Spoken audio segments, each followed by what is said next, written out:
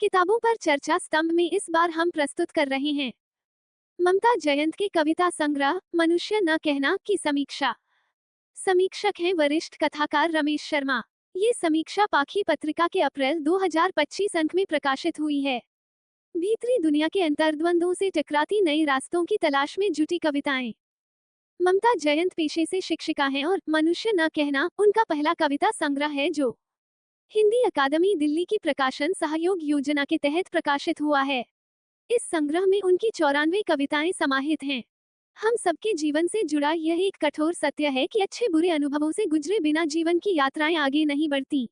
इन यात्राओं के दरमियान अनुभवों को हासिल करने का क्रम भी जीवन की एक सतत प्रक्रिया ही है। कहना न होगा कि ममता जयंत रचित मनुष्य न कहना संग्रह की इन कविताओं को पढ़ते हुए कुछ नए किस्म के अनुभवों से हम रूबरू होते हैं। ये अनुभव हमारे पूर्व अर्जित किए हुए अनुभव हो भी सकते हैं और नहीं भी। बहरहाल मेरे हिसाब से कहूँ तो ये फिलवक्त कवि के अनुभव हैं जो उनकी कविताओं के माध्यम से हम तक पहुँचते हैं। जीवन और उससे जुड़े दर्शन को देखने समझने की दृष्टि हर एक मनुष्य के लिए भिन्न भिन्न हो सकती है।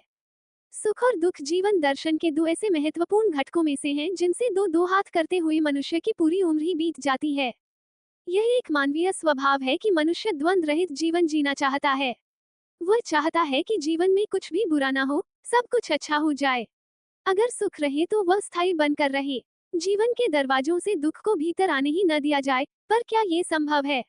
जीवन में अगर अच्छा बुरा, सुख दुख, अभाव संपन्नता जैसे द्वंद्व न हो तो एक जड़ता घेर लेगी और जीवन जड़वत हो जाएगा। इन दर्शनों के बीच होकर ममता जयंत की कविताएं जब गुजरती हैं तो एक संवाद कायम करती हुई आगे बढ़ती हैं। सुख शीर्षक से जो कविता है उसमें ममता जयंत कहती हैं, उसका आना आकर ठहरना कभी स्थायी नहीं रहा, उसके संग रहकर भी सदा संशय बना रहा, कहीं लौट न जाए। वही दुख नामक कविता में वे लिखती हैं, दुख जब जब बढ़ा मन प्रार्थना की ओर मुड़ा, हर एहसास को जीने का हुनर दुख ने ही दिया। कविताओं में इस तरह के संवाद कविता को अधिक विश्वसनीय बनाते हैं। इन दिनों दुनिया में धर्म का बोलबाला है। धर्मों को लेकर बहुत शोर है। शोर मचाकर लोग अपने ईश्वर तक पहुंचना चाहते हैं जबकि ईश्वर तक पहुंचने का रास्ता मौन जैसी शक्ति से होकर जाता है। ममता जयंत की ज्यादातर कविताएं मानवीय द्वंद्वों से टकराकर नए रास्तों की तलाश करती हुई आगे बढ़ती हैं। मौन शीर्षक नामक कविता में वे लिखती हैं, हम फिरते रहे लेकर धर्म की प्यास, हुए धर्मों के चाकर, खोजते रहे ईश्वर को यहाँ से वहाँ, सच का सबसे बड़ा एहसास मौन में रहकर ही हुआ, खुद की खुदाई के अंतिम उपाय की तरह। द्वंद्वों से टकराना और जीवन में नए रास्तों की तलाश करना ही एक तरह से मनुष्यता की खोज कही जा सकती है। मनुष्य वही हो सकता है जिसमें मनुष्यता का वास हो। मनुष्यता के लिए भी कई कसौटियां हो सकती हैं। इन कसौटियों के माध्यम से अपने आप की परख दरअसल मानवीय द्वंद्वों से टकराए बिना संभव भी नहीं है। कहना न होगा कि मानव जीवन में मनुष्यता हर समय क्षरित होने वाला प्रसंग है जिसे कोई महसूस कर पाता है तो कोई नहीं कर पाता। मनुष्य जीवन की यात्रा में कोई भी इस क्षरण से परे नहीं है। कवि ने अपने भीतर महसूस हुए द्वंद्वों से टकराकर ही मनुष्य न कहना जैसी कविता लिखी होगी। अभी मैंने पेश नहीं किए अपने मनुष्य होने के प्रमाण, नहीं साबित की अपनी मनुष्यता, इसलिए तुम मुझे मनुष्य न कहना। अपने आत्मा को परखना भी कई बार कवि को दर्शन के नए रास्तों की खोज में लगा देता है। इस खोज में दुख, सुख, राग, द्वेष, प्रेम, प्रार्थना, मौन जैसे अमूर्त घटक भीतर ही भीतर सक्रिय होकर मनुष्य को सक्रिय कर देते हैं। ये सक्रियता कवि के लिए जब बेचैनी का रूप अख्तियार कर लेती है तब कविताएं जन्म लेती हैं। मुझे लगता है कि ममता की अधिकांश कविताएं इसी अंतःक्रिया से उपजी कविताएं हैं। मनुष्य की मूल प्रवृत्ति समावेशी होने की होती है। मिलजुल कर रहना, एक दूसरे से प्रेम करना, दुनिया की बेहतरी का सपना देखना, ये कुछ ऐसे पड़ाव हैं जो जीवन यात्रा के बीच आते ही हैं। पर यह भी सच है कि इन पड़ावों तक पहुंचने में अनगिनत बाधाएं खड़ी मिलती हैं। न जाने कितनी विघटनकारी शक्तियां हैं जो इन पड़ावों तक मनुष्य को पहुंचने ही नहीं देती और बाधा बनकर रास्तों में खड़ी हो जाती हैं। पतंगे नामक कविता में वे इन्हीं बाधाओं की ओर इशारा करती हैं। पतंगे लड़ना नहीं जानती, उन्हें लड़ाया जाता है। वे जानती हैं सिर्फ मिलना जुलना और बढ़ना एक दूसरे की ओर। संवाद में सुख है, गुब्बारे, पृथ्वी का सौंदर्य, युद्ध तय था इत्यादि कविताएं कवि की इन्हीं भावनाओं का विस्तार है जहां दुनिया की बेहतरी को लेकर कवि के भीतर अंतः संवादों का एक सिलसिला चल रहा है। कहते हैं जीवन का सबसे बड़ा गुरु अपना निज अनुभव होता है। पत्थर नामक कविता में कवि के निज अनुभव इन्हीं तथ्यों की ओर इशारा करते हैं। असल अध्यापक रहे, रास्ते के वो पत्थर जो ठोकर देते गिराते रहे, सिखाते रहे ढंग जिंदगी के, और हम गिरते उठते संभलते रहे। कई बार सीधी सपाट भाषा में गहन भाव से युक्त विचारों को बयां कर देना भी कविता के लिए शिल्प का काम कर जाता है। ममता जयंत की अधिकांश कविताओं में इस तथ्य से जुड़ी बातों को महसूस किया जा सकता है। शिल्पगत सौंदर्य की परवाह की जाए तो जरूरी बातें कई बार छूट भी जाती हैं। जाहिर सी बात है कि ममता जयंत का पूरा ध्यान उन जरूरी बातों की अभिव्यक्ति के संप्रेषण पर है, इसलिए शिल्पगत सौंदर्य के आग्रह की चिंता उनकी कविताओं में कम दिखाई पड़ती है। कवि जिस समाज को बिलोंग करता है, जिस समाज से ऊपर उठकर वह अपने समाज को प्रतिनिधित्व देने की स्थिति तक पहुंचता है, अगर वह संघर्ष से भरा हुआ समाज है, तब कवि की कविताएं उन संघर्षों का न केवल प्रतिनिधित्व करती हैं बल्कि तमाम किस्म के सामाजिक मुद्दों का आख्यान भी करती नजर आती हैं। दौर की दास्तां, त्रास, रात शोक में है, मत उठाना तुम आवाज, मजदूर, गंगा स्नान, हाशिए की औरतें इत्यादि कविताएं इन्हीं का विस्तार हैं। इन्हीं कविताओं के माध्यम से समाज की विसंगतियों, त्रासदियों को एक बड़े फलक पर देखा समझा जा सकता है। ये भी कहा जा सकता है कि ममता जयंत की कविताएं मूलतः उन्हीं संघर्षों की उपज हैं जिनसे जूझकर कोई रचनाकार अपने को निखार पाने की तमाम संभावनाओं को हासिल करता है। प्रेम जैसे विषय को छुए बिना रचनात्मक कर्म मुकम्मल नहीं होता।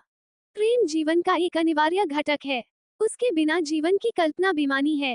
प्रेम के खाद पानी से जीवन के हरेपन की संभावनाओं को हमेशा जीवित रखा जा सकता है। रचनाकार हमेशा सचेत रहता है कि जो प्रेम से अछूता रह गया वह मरुभूमि में तब्दील होने लग जाएगा। ये संचेतना ममता जयंत की प्रेम कविताओं में दिखाई पड़ती है। उनकी कविताएं परिभाषित करती हैं कि जीवन में प्रेम के गहरे निहितार्थ हैं और व्यापकता में उसके रंग भी अनेकानेक हो सकते हैं। प्रेम के बहुपक्षों को लेकर उनकी कविताएं हमसे संवाद करती हैं। प्रेमिकाएं, प्रेमी की पत्नी के नाम, सुनो प्रिय, दिल में और तुम इत्यादि कविताओं को पढ़ते हुए प्रेम के बहुपक्षों से हमारा आमना सामना होता है। अंतर्ध्वनि कविता एब्स्ट्रैक्ट होते हुए भी प्रेम की एक मूर्त छवि जिस तरह गढ़ती है, उसका उल्लेख किए बिना बात अधूरी रह सकती है। कविता की इन पंक्तियों को पढ़े जाने का आग्रह भी यहाँ जरूरी जान पड़ता है।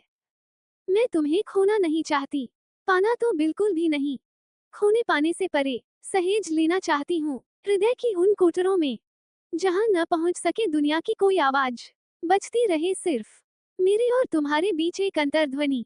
प्रेम का एक रूप ये भी देखिए कि किस तरह प्रेमी की पत्नी के नाम कविता में यह अभिव्यक्त हुआ है। प्रेमिकाओं ने जलाए हैं सदा प्रेमियों के नाम के दिए, देखा है नम आंखों से चांद को चुपके चुपके। एक और प्रेम कविता प्रत्याशा की ये पंक्तियां भी यहाँ ध्यातव्य हैं। सुनो प्रिय, दूरियों और दायरों के बीच भी रहती हैं कुछ नजदीकियां जो नहीं होने देती कभी एक दूसरे से अलग। ममता जयंत की कविताओं में स्त्री के भीतर अंतःक्रियारत द्वंद्वों को भी एक बड़ी जगह मिली हुई है। इन द्वंद्वों से बाहर निकलने की जद्दोजहद में कविताएं अपने तीखेपन का एहसास भी कराती हैं। कई बार सामाजिक संघर्ष रचनाकार की भाषा को तीखा बनाता है। इस तीखेपन में कविता के नारों में बदल जाने का खतरा भी बना रहता है, पर ममता जयंत की कविताएं इस खतरे से बाहर रहने की स्थापना को जीवित रखती नजर आती हैं। कविता बहेलियों के नाम की पंक्तियां इन बातों को लेकर आश्वस्त करती नजर भी आती हैं। जब तुम हमारी अयोग्यता की बात करो तो अपने उस अनाचार की भी करना जिससे तुम साधते रहे निशाना और हम होते रहे शिकार तुम्हारी गुलेलों का। एक कविता शीर्षक अंतर्गत इन पंक्तियों पर नजर फरमाएं तो ये बात और भी पुष्ट होने लगती है।